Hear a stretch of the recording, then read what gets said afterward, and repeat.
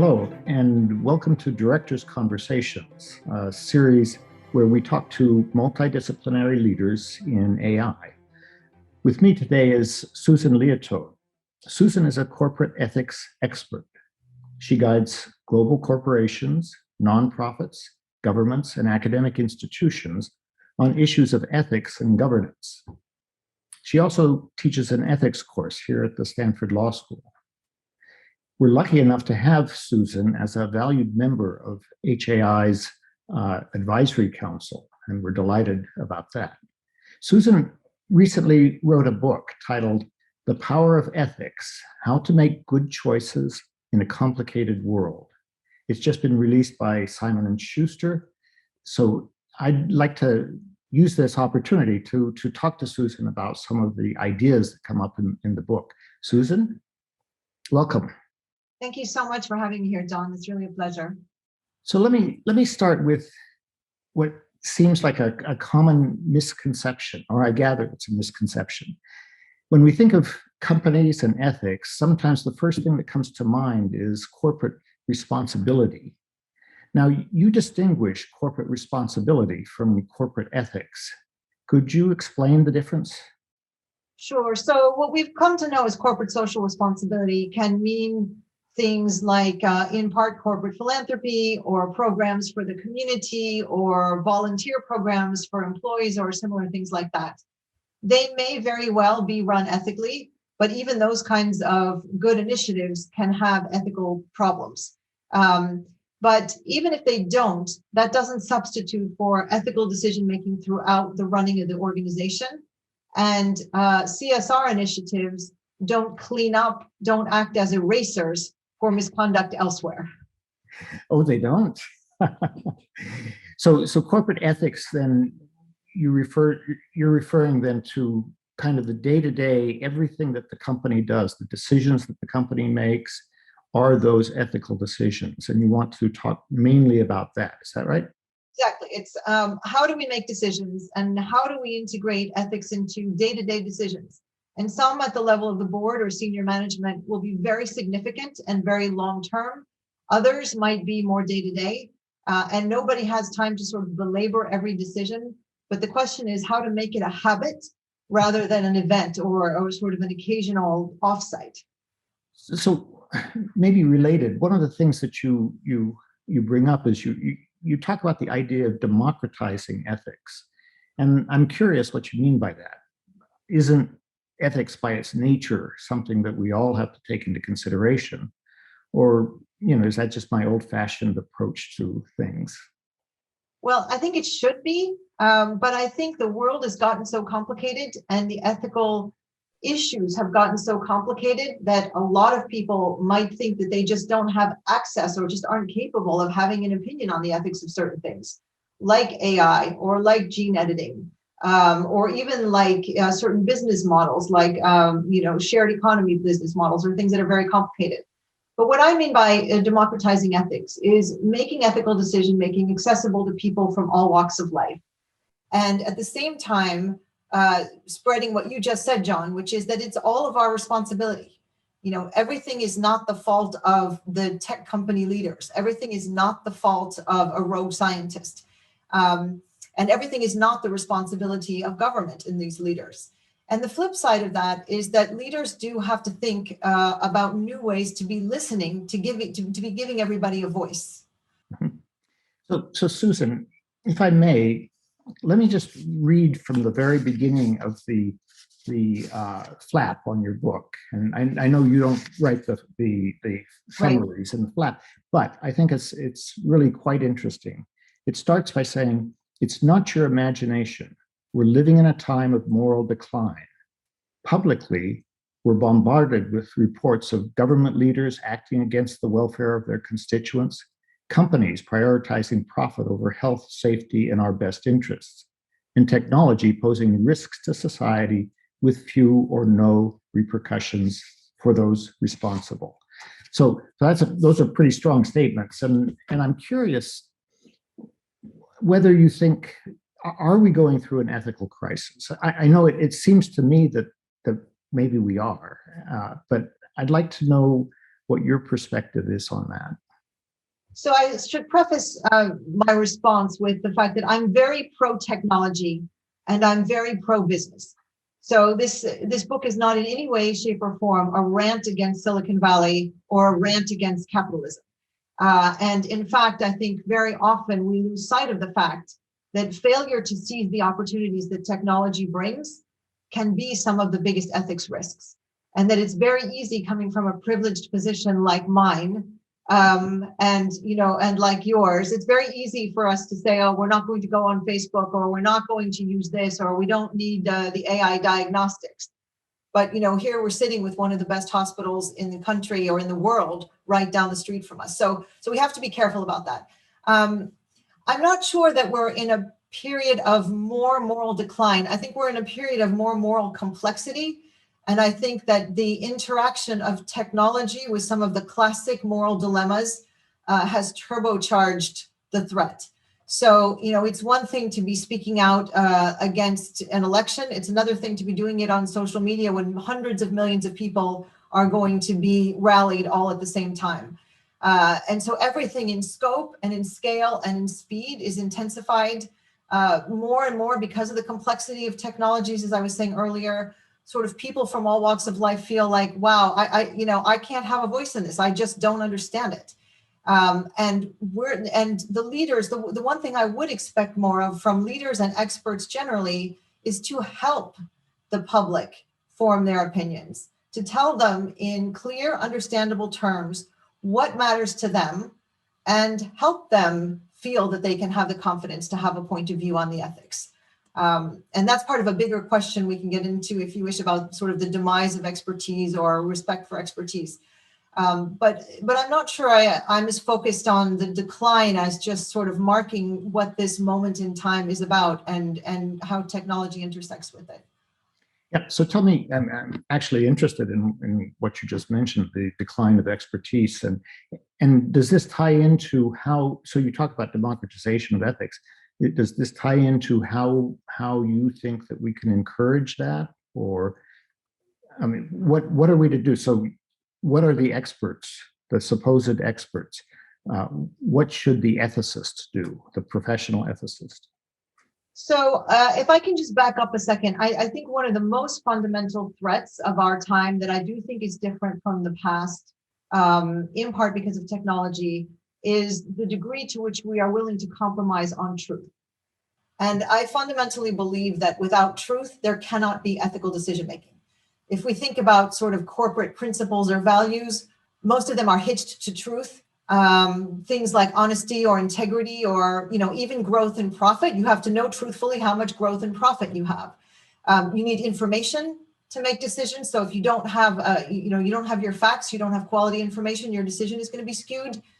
And if your information isn't good quality, you're not going to know who the stakeholders are in your decision making. And you're not going to be able to sort of think about the consequences over time of your decision. So I don't think there is any such thing as ethical decision making without truth. And what has happened in what has been accelerated, at least in the past several years, in particular since 2016, and we started hearing things like alternative facts, and Oxford English Dictionary chose post-truth as the word of the year in 2000, I believe it was 17, or 17, I think, is we seem to think that truth is negotiable. And we don't seem to value as much expertise. And experts might be academic experts. They might be the experts within companies. And I think it's a twofold responsibility. It's one, the public's willingness to disregard facts. And that's on all of us. And then there's the experts needing to understand that so much more expertise is sequestered in their brains, in the brains of a very few people. And they have this responsibility that I referred to earlier to make the public understand what's at stake. Because most of us can't go out there and understand what's really at stake with AI or with some of these other more complicated technologies. So I think this threat to expertise is it's sort of good. There's two-sided responsibility here, but I think it's really important because without a common understanding of where the facts are, and the facts may move. We may learn more about COVID-19. We may learn more about how to combat climate change, et cetera. But without a common understanding of the facts, And even further, without a common sense of the importance of facts, we are really in trouble ethically. So let me throw you a curveball and ask a question that just came to mind. So you talk about the decline of the, I guess, respect for truth, belief in truth, even belief in an objective world. One of the things that distresses me is that we see so it's true that people do not have agreed upon experts. There's not for example, there's not a newspaper that everybody will agree is objective, and check there if you wonder what really happened. Now that's a problem, but it's also something I believe that is to a certain extent brought on by the experts themselves. So in the case of the news media, the news media at every level or almost every outlet has become has taken sides, and so I'm wondering, and I think arguably the academia itself has taken sides, or at least is viewed as having taken a side. What do we do to combat that? What do we do to regain the respect of, I guess, the public, the trust of the public? So first of all, I agree with you completely that there's a shift in a commitment to neutrality that the news media used to have. And it's very, people pick on Fox News, but quite honestly, there are many other news outlets that are just as guilty, if not of the same politics, at least of the same lack of commitment to neutrality. So I couldn't agree with you more. And I also couldn't agree with you more on the difficulty in academic institutions of, in particular, conservative voices and people feeling uncomfortable if they're bringing conservative voices. And this is something that I see all over Europe, not just in the US. It's a very tricky situation, but again, I think it comes down to the responsibility of the experts. It is a huge privilege to be an academic in a significant academic institution. And I believe that part of that privilege is to allow space for diversity of views and to proactively work to seek out those views and to hire those views, obviously within reason. I'm not talking about hiring people who would incite violence or anything that would be inappropriate. But I think everybody loses without that diversity of view. As you say so well, everybody loses respect. It becomes that the institution loses respect, but frankly, also some of the academics that come across as presenting a point of view or intolerant. It's not easy to do on a slightly smaller level. In my classes, my classes deal with very sensitive material. In particular, a large seminar I teach called Ethics of Truth in a Post-Truth World. Everything is very sensitive, and I try very hard. I'm sure I could do better, but I'm always trying very hard to welcome diversity of views and to make students comfortable expressing views that go against the 7 or 8 classmates that came before them. But it's very difficult at the level of faculty, and it's not helped by the fact that occasionally there are extreme cases where you really do question whether it's some equivalent of inciting violence or just truly inappropriate. Yeah. No, I think let me change topics a little bit. Get back to the corporate ethics topic. So I think that some of the things that we lately have been learning seem to be ethically problematic about some companies or some corporate behavior is actually inextricably tied to a company's business model. And one of the examples that I often use is the YouTube recommendation engine. So on its surface, I think we all appreciate that YouTube has an algorithm, and that algorithm finds more of the kinds of videos that I like to watch. And that feature keeps me engaged. I enjoy it. They're very good at finding things that I want to watch. But we've also learned that those algorithms can lead people to incredibly problematic content. or if not problematic content, they lead us down into sort of deeper and deeper, um, uh, uh, more and more extreme versions of the views that we initially were inclined to like, and pretty soon we're getting more and more extreme. I think that's problematic to the society, and yet it's not that YouTube's doing anything horrible. It's not. They're giving us what we like. So what do we do in a case of that sort, where the business model seems to be at odds with something like ethics? I mean, that's a great question. I think, first of all, companies have a responsibility, even if we say we like something, to be thinking about the ethics of it. So it's not because we like it that they aren't responsible for telling us that there's an extraordinary amount of sugar in it, or that it could be otherwise harmful to us.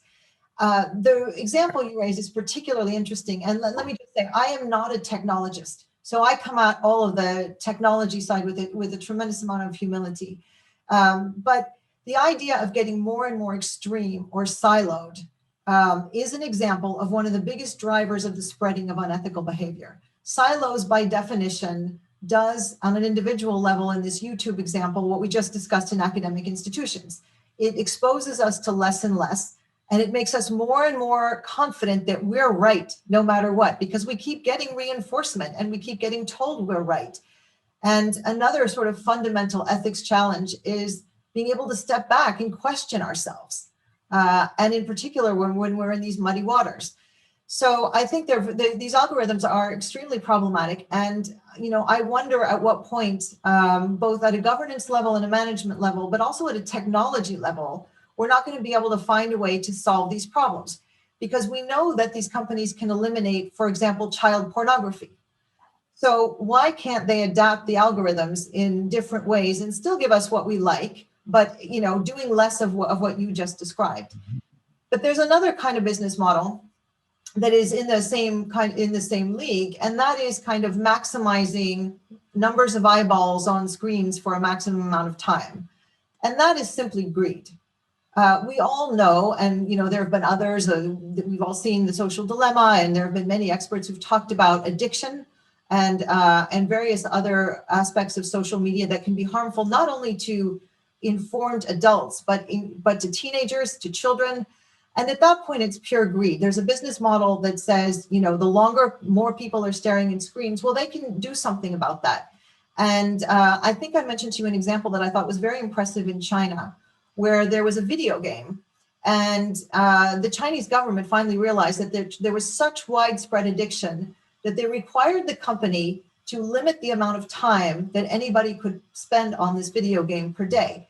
And not only did they do that, but they did it using eye recognition technology. So somebody couldn't sort of collect the passwords of their 5 friends who didn't care about it and spend 5 times as much time on the site. So it is possible to, if not have concrete fixes like that, at the very least to dramatically increase the transparency about the risk.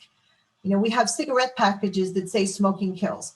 We could have social media terms of reference that say in big red letters, this is addictive, or some variation of sort of a warning about the ethics risks that don't require people to read the 25 microprint pages.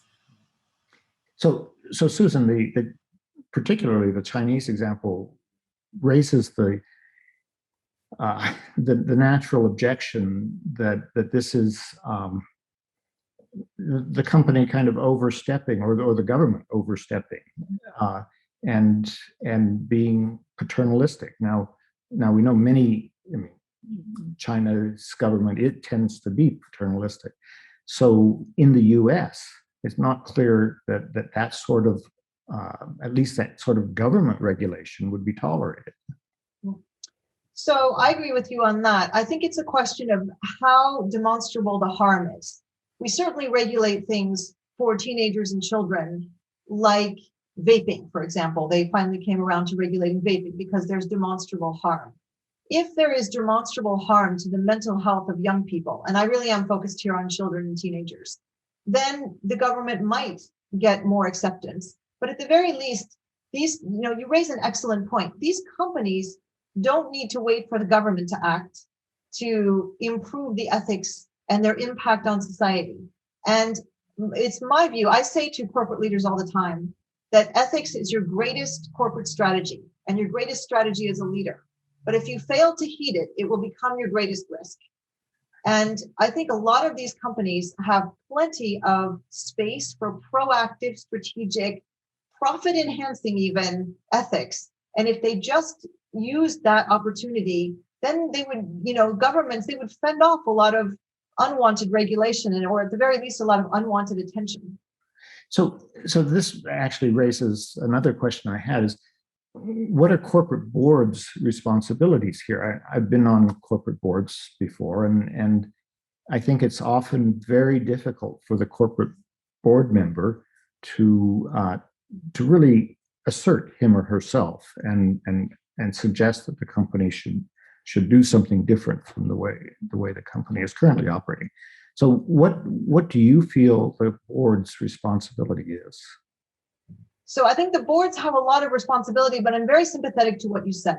It's extremely difficult, particularly in some of these very large companies where founders have controlling shares, or there are various governance structures that really take power away from the board. It's very difficult for board members.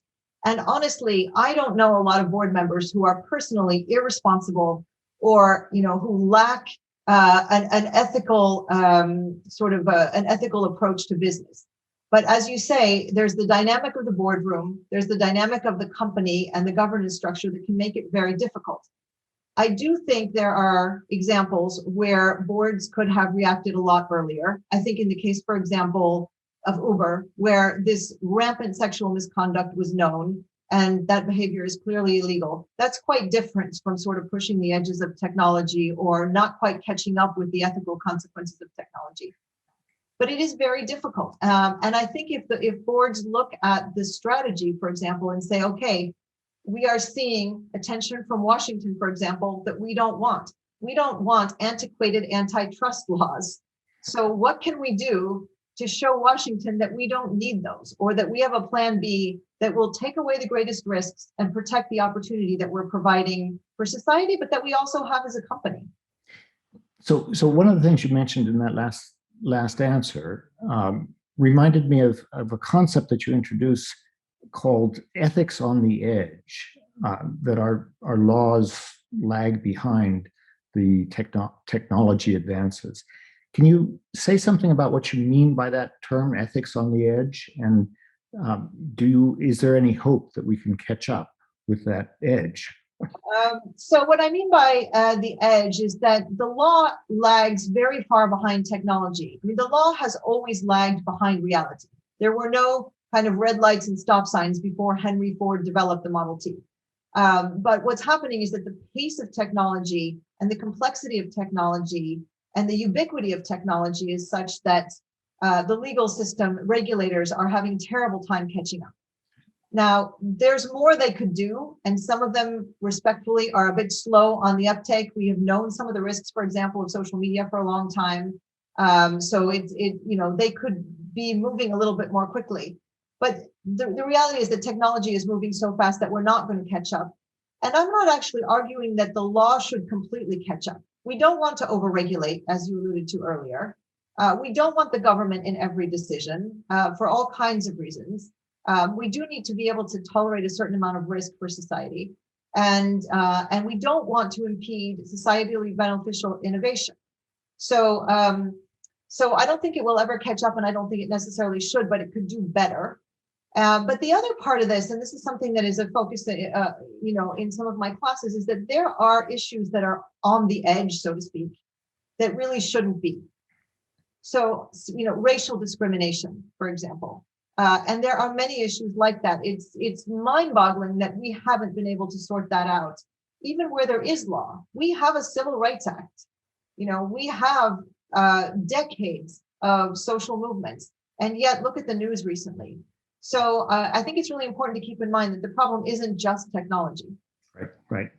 I mean, one of the things, as you know well, one of the things that HAI tries to do is educate, including legislators, educate uh, judges, lawyers, journalists, because we believe that in order to use your terminology, in order to at least catch up or be nearer to the edge, and not falling further and further behind, we need to make sure that the people who are creating laws actually have some understanding of the technology so that they don't create stupid laws, which is often, a danger, a big danger. No, exactly. And the other thing I would say that HAI does so well is that I'm so impressed with how well all of the scholars and other leaders in HAI really model keeping humanity front and center, because that's where we've gone off the rails. We've had a number of occasions where the technology has been unleashed on society without thinking about the humanity. But when we hear all of the incredible projects happening at HAI, you really are keeping humanity front and center as the science is being developed and tested and explored and shared. So I think that's an incredibly important model also that corporates should look at, because they could follow the model that you're establishing. Yeah, thank you. So to change from your book to an article that you recently wrote for the Harvard Business Review, which I thought was really timely and fascinating. It was about corporate and ethical advisory boards. And you offer some suggestions about setting these up and how to have a successful one. Now, we've seen some prominent ethical advisory boards blow up or end up being ineffective. Are you seeing any companies or industries that are having success with this model? So I think success right now is giving it a good try and giving it an earnest try with respect to some of the things I set out in that article, like really giving the members of these ethics advisory bodies the space to express their views freely and an ability to report back to the boards without individuals being identified. So everybody will speak freely. And then there is a report to the board and to the senior management team. This body unanimously feels this, or there was one outlier who thought that, but nobody is going to be personally connected to anything. So nobody's going to be exposed. The second thing that can be done well is very much along the lines of what you just said about HAI's educating journalists and legislators and the like, which is to make sure that there are technologists and management team in the room for at least part of the discussion, so that everybody knows really truly what's at stake here from a technology standpoint, from a business model standpoint. But I think one of the things that ethics advisory boards can do really well when management is willing to put these in place is in a risk-free way, because they're confidential forums if they're done right. They can be the kind of diverse set of voices that we were talking about earlier that lacks in certain academic institutions and with the media. They can bring diversity of thought. And I take this model all the way back from, well, let me say, instead of take, I unabashedly borrow from Doris Kearns Goodwin and Team of Rivals. And in fact, even with my students, one of the things I say to them is, over the course of the term, I want you to think about who could be your personal team of rivals. Who in your life, would it be a friend, a professor, a family member, maybe somebody you're doing an internship with? Can you get 3 or 4 people who will be your personal ethics team of rivals? And sort of having them get into the habit of looking for diversity and looking for respectful challenge. And I think that's what these advisory boards do. They become sort of the team of rivals for the board and for the management team. And they can be hugely effective in terms of assuring, supporting, risk when it's the right kind of risk, societally beneficial risk, but also giving board members, to your earlier point, giving board members a little bit of a foundation for standing up to management in the cases when that needs to happen. It's interesting. This is neither here nor there, but one of the things I've always told search committees, particularly, university presidential search committees or whatever, that one of the risks of hiring somebody from outside is that you bring them into the organization and they don't have established relationships of people who are willing to tell them, no, you're doing something wrong, or, I don't think that's the right thing to do. Whereas if you hire from inside, there's a greater chance that there will be those, not necessarily rivals, but people willing to speak the truth, and the truth to power, because those people knew the person before he or she was the power. Right? So anyway, it is interesting that I think that is very important to have that kind of input when you make leadership decisions. No, I think that's right. I mean, I had the privilege of chairing the search for the president of the London School of Economics. And we had, a wide variety of candidates, but we did a global search. That's the tradition in the UK. And we used a search firm, and that's also the tradition in the UK. And it was quite a long process. And there was a lot of discussion about exactly your point, John, which is how would you as a leader assure that people are going to speak truth to you when you come into this organization? And so it's really interesting. I'm learning a lot from this comment that you think it's easier when people are internal, and I think that makes a lot of sense. Yeah. So let me ask you move to a slightly different topic, and that is a phenomenon that we're seeing lately, and that is the rise of employee activism, particularly in some of the technology companies, where employees seem to be rising up and questioning their employer's ethics or their decisions or their choices, business choices. I'm curious how you think companies should address these kinds of mismatches between, I guess, the leadership's judgments about what should be done and the mass of employees' judgment about what should be done. So there's no question that today employees have a lot more knowledge and a lot more power, if only because of technology and cell phones and social media and the like.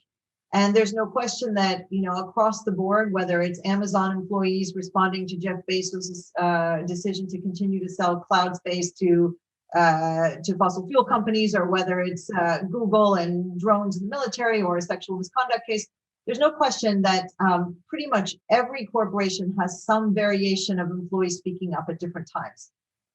And to a certain extent, I think that's good. Now, on the employee side, what I would say is pick your battles. You are an employee and you can't be speaking up about everything. And you have to really think through and be sure that you're convinced of the ethics of your argument, and, not just have sort of a knee-jerk reaction or just kind of join a crowd. And so I really do encourage employees to pick their battles, and leaders have the decision authority in the end. But one of the things that happens is that even when it's pretty clear that an issue is going to be controversial or potentially controversial, what happens is one of two things. Either sort of understandably, the leaders just sort of wait and see what happens, or there's a lot of town hall meetings. That seems to be the thing to do. Town hall meetings are by definition open spaces where anything can come up in any way. So a conversation that takes something out of the binary can be much more constructive and specific. We think we need to be doing this for the following reasons. How can we mitigate some of the risk you see? Not yes or no, and if we can't as a company mitigate some of the risk you see with our decision, maybe how can we give employees who really just can't quite reconcile their conscience with the decision an opportunity to move into a different project or a different part of the company? And I know that Brad Smith at Microsoft is trying to do that and says, look, we're a big company and, we can find space for you somewhere else. That doesn't mean you change every day. It means that if there's one really big thing, they might, help you not work on something that you find really difficult. But this comes up everywhere. And another place that it really came up is particularly, and I mean this to be a politically neutral comment, but it particularly came up in the Trump administration with members of the military and the State Department in a sort of conscience versus country question. And I interviewed a number of people who were trying to understand, how do you reconcile the two? And there's great guidance in general from wonderful people like Jim Mattis, who's, as you know, is at Stanford. But this sort of conscience versus institution is coming up a lot.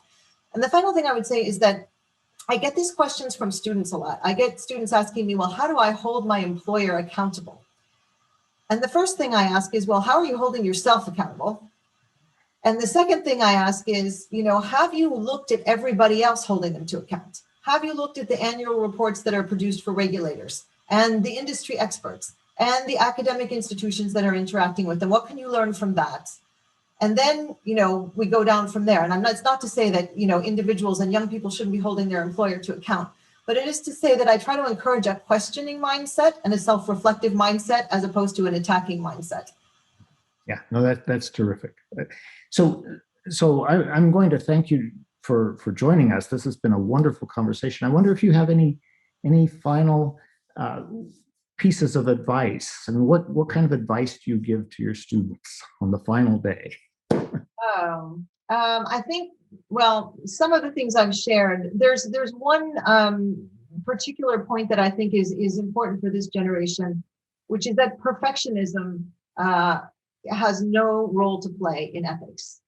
Perfectionism, perfection is neither a laudable goal nor an achievable one. And when people set impossible goals, whether it's I absolutely have to get into this one medical school or, a particular sales target or whatever it is, there's only two things that can happen. One is that people will cheat to try to achieve the impossible. So that's clearly not an ethical path.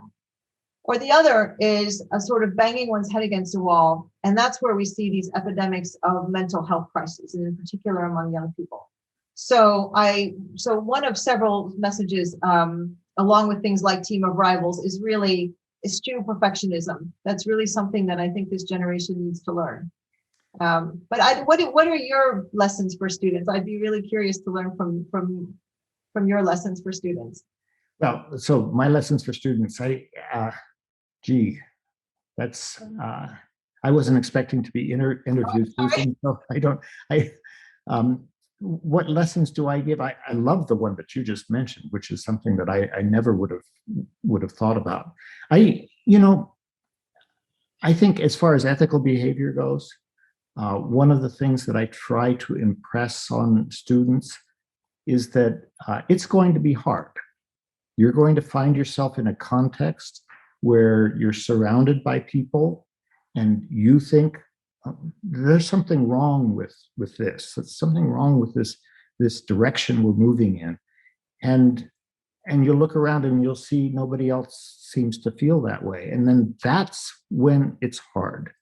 And that's when you have to decide what exactly to do. And here, I think, Susan, your point about choose your battles is right.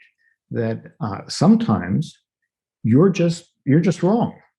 I mean, maybe they're more experienced. They may be right. On the other hand, sometimes it really requires you to step up and say, have we thought about this? Or have we thought about the ethical consequences of that?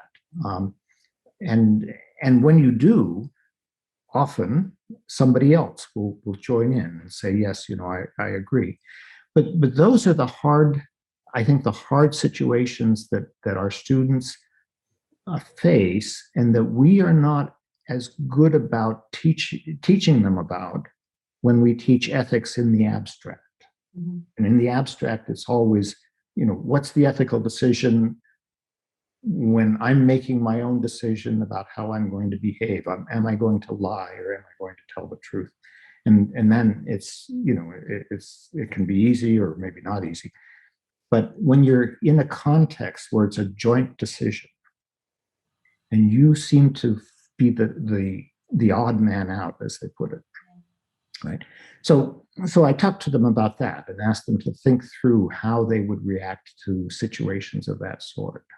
Yeah, I think you're right. I think it is really difficult, and it's incredibly valuable to convey that it is difficult, and that they should expect difficulty. I guess the other one that I would just highlight is I am always asking people to stay anchored in reality. And I tell students, you can do ethics all you want outside of reality, but reality will come back to bite. So you need to, stay focused on reality and consider the implications of your decision for the person who will be the most disadvantaged by it. And then consider that person is you. And then see how you feel about it. Right. So. Yeah, that's terrific, Susan. Well, thank you so much for talking to us today. I'm delighted, and I know that our listeners are going to enjoy this. And I wanted to mention to our listeners that you can find Susan's book now at your favorite bookstore, if your favorite bookstore still exists, or get it online from Simon & Schuster, the publisher, or from one of the online booksellers. Also, make sure that you have a chance to visit our website, hai.stanford.edu, or our YouTube channel to find more conversations like this. Susan, I look forward to talking to you again soon at HAI. Thank you so much, Paul. It's been such a privilege. Thanks.